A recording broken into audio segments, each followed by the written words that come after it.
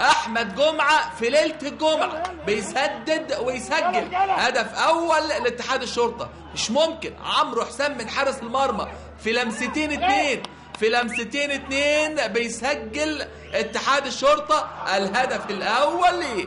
هدف اول لاتحاد الشرطه هيحل اللقاء جدا، هيحمل اللقاء جدا جدا جدا. احمد جمعه بيسدد ويسجل. شوف اللعبه من البدايه، عمرو حسام حارس المرمى، وادي واحده طويله لمسه من نانا بوكو على مره واحده بيسدد. ولسه بنتكلم عن الرقم القياسي في نظافه الشباك المسجل باسم عادل المأمور. 11 مباراه 954 دقيقه لم ينجح احمد الشناوي في الوصول الى هذا الرقم. شوف اللعبه، شوف التسديده، يا سلام يا سلام. هو ده الكلام، هو ده الكلام. الزمالك ضربه جزاء في الدقيقه 28 وادي انذار لخالد سطوحي. انذار لخالد سطوحي. نوبه صحيان كبيره جدا جدا.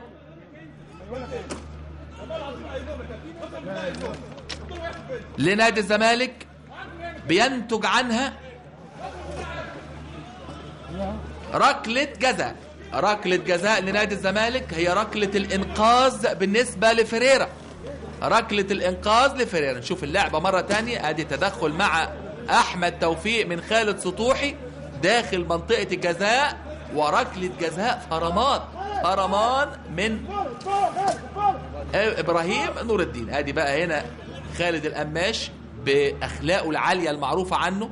شوف العرضية وباسم مرسي بيحاول عليها، يدخل أحمد توفيق يحاول يسيطر على الكورة، ولكن خالد سطوحي يتدخل بشكل بيشكل خطورة على أحمد توفيق زي ما قال إبراهيم نور الدين.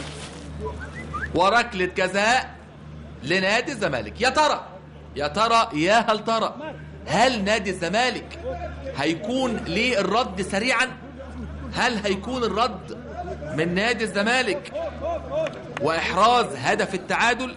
ده اللي هنشوفه، وهنشوف رأي بقى مهاجمي نادي الزمالك ايه، هنشوف رأي المهاجمين ايه، ولا مين اللي هيسدد ركلة الجزاء. هنشوف ونتابع. ادي احمد توفيق عمل اللي عليه وقرب نادي الزمالك من إحراز هدف التعادل. لكن بقى مين اللي هيسدد؟ مين اللي عنده أعصاب فولاذية عشان يسدد؟ هنشوف ونتابع. باسم مرسي عايز يرفع رصيده من الأهداف إلى الرقم 12. يا ترى هيقدر يرفع ولا إيه؟ هنشوف.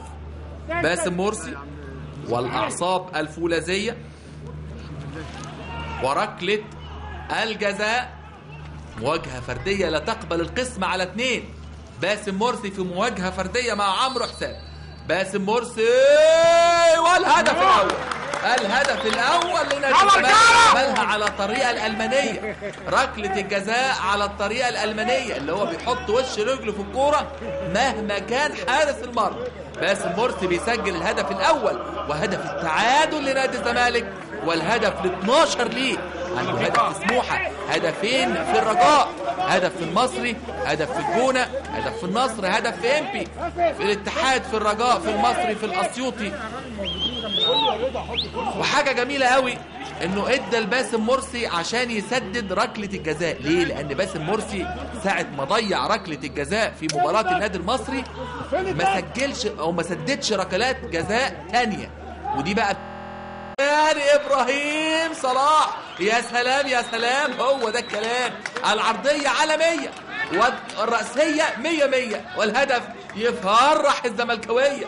إبراهيم عملها وكلمته قالها وأحرز الهدف الثاني لنادي الزمالك. يا سلام. الرد جاء سريعا. شوف اللعبة، شوف التمريرة، وتقمص دور لاعب أيسر اللاعب حمادة طلبق، لاعب بيلعب بالقدم اليمنى ولكن تقمص دور الظهير الأيسر على أعلى ما يكون، وضربة رأس أكتر من رائعة عشان يجيب إبراهيم صلاح أول أهدافه هذا الموسم مع نادي الزمالك في الدوري الممتاز. ضربة رأس لإبراهيم صلاح تعطي نادي الزمالك الأفضلية والأسبقية، ويحول ويعدل النتيجة من هزيمة إلى تعادل ثم إلى تقدم. مش هنقول إلى فوز لأن لسه بدري، لسه بدري. تقدم